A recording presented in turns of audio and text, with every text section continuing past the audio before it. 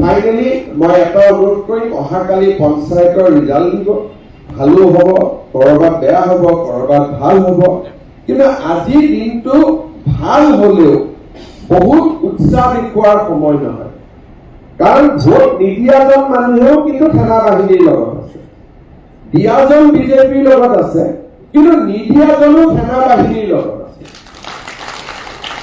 গতিকে আমি ইমানেই স্পৰ্শকাতৰ হ'ব লাগিব যে কালি জিকাৰ পিছত য'ত আমি জিকো, সাধাৰণতে আমি পলিটিকেল পাৰ্টি জিকিলে অলপ ফূৰ্তি কৰাটো এটা স্বভাৱ, অহাকালি টিভিৰ স্ক্ৰীণত আমি সেইটো দেখা পাব নালাগে।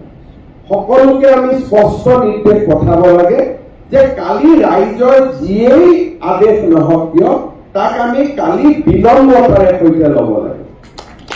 আমাৰ কিছুমান আৰু হয়তো মন্ত্ৰী বিধায়কসকলকো কাউণ্টিং হলত যাব মানা কৰিম, কাৰণ তেওঁলোক গ'লে আমাৰ সমৰ্থকসকলে কেতিয়াবা আবেগিক হৈ হিমন্ত বিশ্ব শৰ্মা জিন্দাবাদ, দিলীপ শইকীয়া জিন্দাবাদ, এতিয়া আমাৰ জিন্দাবাদ দিয়া সময় নহয়, নৰেন্দ্ৰ মোদী আৰু সেনা বাহিনী এই দুটাৰ বাবে আজি আৰু কাৰো জিন্দাবাদৰ সময় দিয়া নহয়।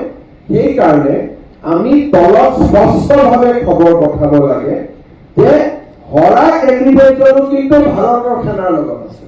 সেইকাৰণে অহাকালি কাউণ্টিং হয়, কাউণ্টিঙত ভাল বেয়া যি হ'ব হলৰ ভিতৰত হ'ব, যে কোনোবা জিকিব হাৰিব, কাউণ্টিং হলেতো কোনোবা জিকিবই কোনোবা হাৰিবই, আৰু আমি ইলেকশ্যনৰ ৰিজাল্টটো পিছুৱাই থব নোৱাৰো, কাৰণ তেতিয়া মানুহে সন্দেহ কৰিব যে বিজেপিয়ে ৰিজাল্টটো পিছুৱাই দিছে, বাকচত বা কি কৰি দিয়ে। সেইকাৰণে কালিৰ পৰ্বটো আমি যেনে তেনে শেষ কৰিব খুজিছো। আন দলে কি কৰে নকৰে বেলেগ কথা, বিজেপিৰ দায়িত্ব আটাইতকৈ বেছি। গতিকে বিজেপিৰ ৰেছপন্সটো কালি নিজাৰ ৰেছপন্স হ'ব। প্ৰাৰ্থীসকলে জিকিছে, কোনোবা এটা মন্দিৰত গৈ ভগৱানক ধন্যবাদ জনাব, কিন্তু শোভাযাত্ৰা ওলোৱাৰ লগে লগে পৰাজিতজনৰ মনটো বেয়া লাগিব। এতিয়া দেশত কাৰো মন বেয়া কৰাৰ সময় নহয়। সেইকাৰণে বিজয়ী আৰু পৰাজয় বৰণ কৰা দুইজনে আমাৰ মানুহ। সেইকাৰণে অহাকালি বিজেপিৰ কেণ্ডিডেটসকলে যাতে খুব সংযমেৰে সৈতে নিজৰ দায়িত্ব পালন কৰে, সিও আমাৰ দায়িত্ব।